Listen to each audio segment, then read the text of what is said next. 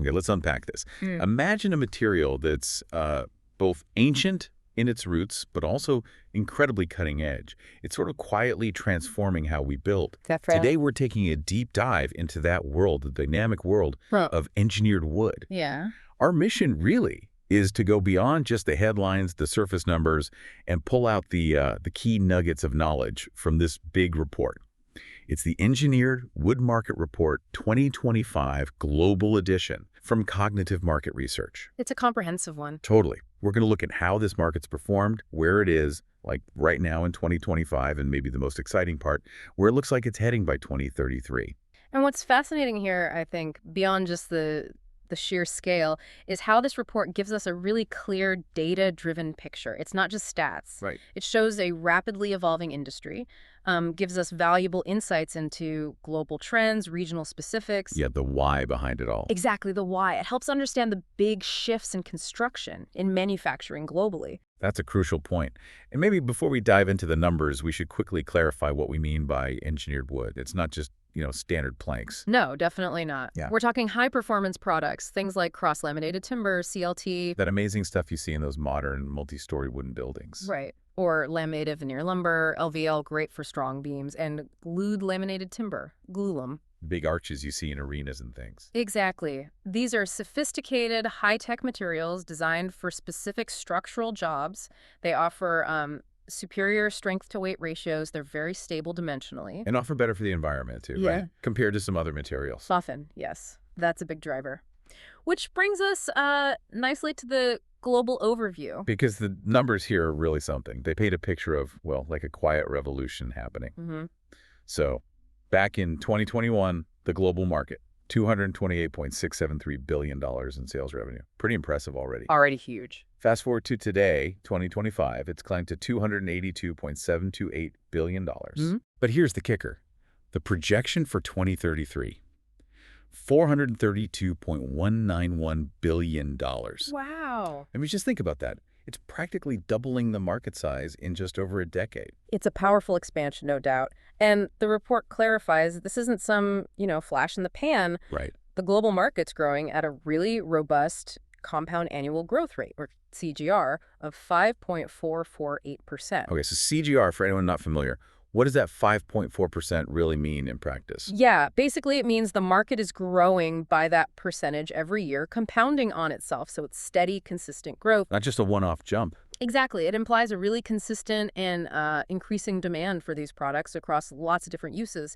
The report suggests it's a fundamental shift. Driven by what? Well, things like rising labor costs in traditional construction, Mhm. the big push for sustainable building practices everywhere, Yeah, you hear about that constantly. and also just the predictability of engineered wood in construction schedules. It's becoming the go-to for efficiency and hitting those environmental targets. Yeah. That's a really crucial insight. It tells us this isn't just a fad. It's the industry really evolving. Oh, Okay, so let's zoom in a bit. let's do it. How are different parts of the world contributing? Because it's never a uniform picture, is it? Never. Each region has its own story. Starting with North America, we see a very strong established growth path there. Right. The region had $59.455 billion back in 2021. That's grown to $75.347 billion in 2025. Right. And the forecast for 2033 is impressive. $117.988 billion. That's with a strong CAGR of 5.766%. So even slightly higher than the global average. A bit higher, yeah. It shows sustained demand, big investment, mostly driven by, lots of residential and commercial construction. And I guess within North America, the U.S. is the big one. Oh, absolutely, the undisputed leader. It's projected to go from, $45.864 billion in 2021, all the way up to $93.742 billion by 2033. And its individual CAGR is even higher, 5.959%. Wow. So what's driving that specifically in the U.S.? The report really points to the sheer scale of multifamily residential projects, apartment buildings, condos. All right, lots of those going up. And increasing use in bigger commercial buildings, too. Meanwhile, Canada's also showing solid growth, about $6.8 billion to nearly $12.8 billion, with the AGR around 5.36%. Still good. Still very healthy. And Mexico from about $6.7 billion to $11.5 billion, with the AGR closer to 4.7%. Okay, so a bit slower in Mexico. Why the difference, do you think? Well, the report suggests that while Canada and Mexico are growing, their adoption might be more focused on specific niches, maybe smaller scale stuff compared to the U.S. powerhouse, plus different regulations, maybe. That makes sense. The scale of U.S. projects really drives that higher rate. Exactly. So, okay, from North America's strong showing, let's hop across the Atlantic, Europe. Ah, interesting. Tradition meets innovation there, right? Long history of timber, but now these modern engineered products. Precisely, and the numbers reflect that. The European market was $60.37 billion in 2021. Okay, slightly bigger than North America back then. Slightly. It rose to $74.273 billion in 2025, and it's expected to hit $112.975 billion by 2033. So still massive growth. What's the CAGR there? It's a solid 5.383%, just a touch below North America, but still very healthy. And what's pushing it in Europe? Yeah. Similar factors. Similar, but maybe with a different emphasis. The report highlights tighter environmental regulations as a big catalyst. Makes sense for Europe. Definitely. Pushing for sustainable materials. But also, architects are really embracing engineered wood for design flexibility, its strength, allowing these innovative long-span structures that used to need steel or concrete. So it's not just cost, it's a genuine shift in how they think about building materials in these mature I markets. think that's exactly what the report suggests. It's an evolution. That's fascinating. And within Europe, are there standout countries? Yeah, some compelling growth stories. France, for instance, shows a solid CAGR of 5.572%, going from about $7.4 billion to over $14 billion. Okay. Russia also has notable growth, 5.697% CAGR. That's $7.8 billion up to $15.3 billion.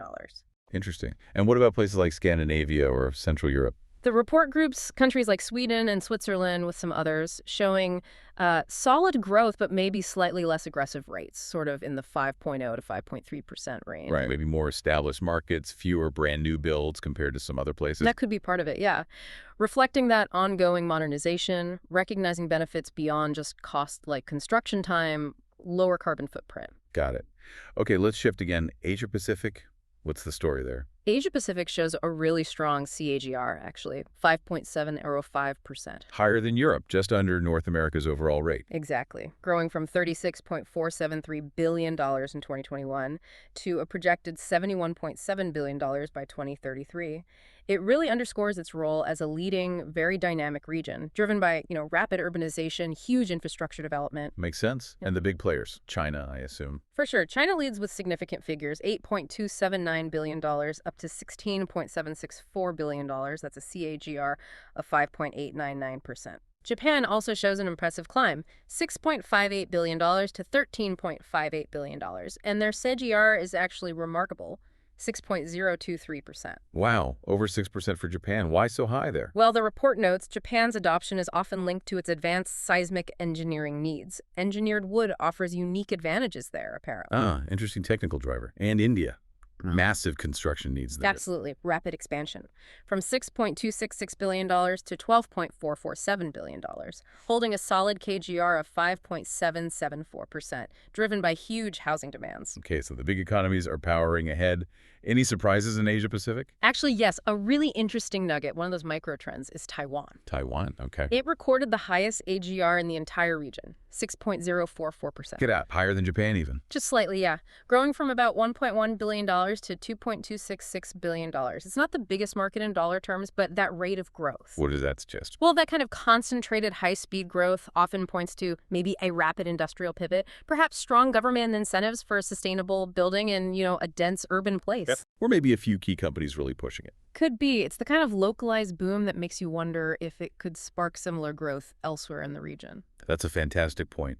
And it leads us perfectly into looking at regions that might have, exciting future growth opportunities, maybe less established markets now, but huge potential. Exactly.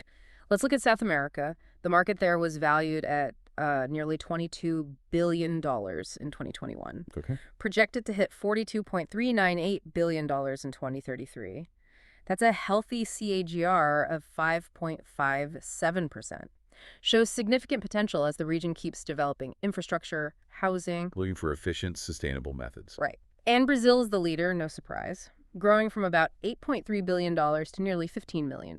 Okay, but here's where it gets really interesting, like you said, those dynamic pockets. The report highlights the rest of South America category. Okay, so all the other countries grouped together. Yeah, and that category leads the entire region in growth rate, an impressive key AGR of 6.185%. Wow. So faster than Brazil, faster than the regional average. Significantly faster, growing from about $6 billion to nearly $13 billion.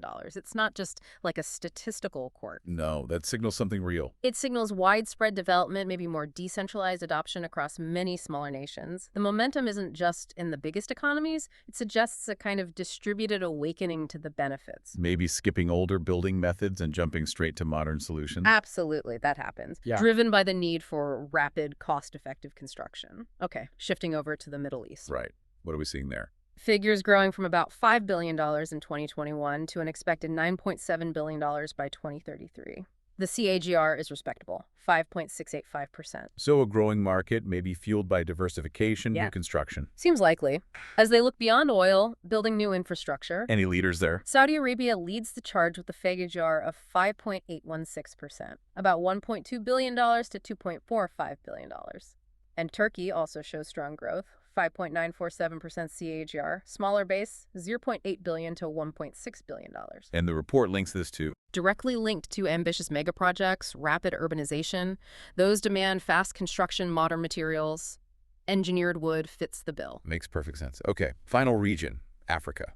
Africa. Now, it shows the lowest overall regional CJR at 4.755%, Okay. going from $45.415 billion in 2021 to a projected $77.405 billion by 2033.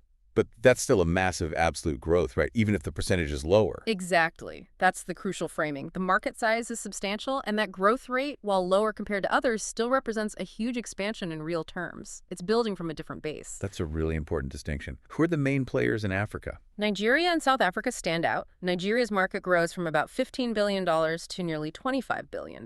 South Africa from $9.5 billion to $15.4 billion. Okay, and let me guess, the rest of Africa category. You got it. Just like South America, the rest of Africa shows a higher CJR, 5.08%, expanding from roughly $21 billion to over $37 billion. Again, it strongly suggests engineered wood is seeing widespread development, broad adoption across many parts of the continent. Not just in the biggest economies. Yeah. A real foundational build-out. That's a good way to put it. So if you connect all these dots, pull back and look at the bigger picture. Yeah, what's the takeaway? What we see across all these regions is this consistent, global, upward trajectory for engineered wood. There are diverse engines driving it. Right, mature economies modernizing, developing regions building out. Exactly. And it's fascinating how, while North America and Europe might lead in total dollars right now, other places, parts of Asia Pacific, South America, Africa, show these really high growth rates. Indicating dynamic shifts. Yeah. Right? Emerging importance that could really change the market landscape down the line. Precisely. It's a truly global phenomenon. It really is. So, hearing all these numbers, what stands out most to you?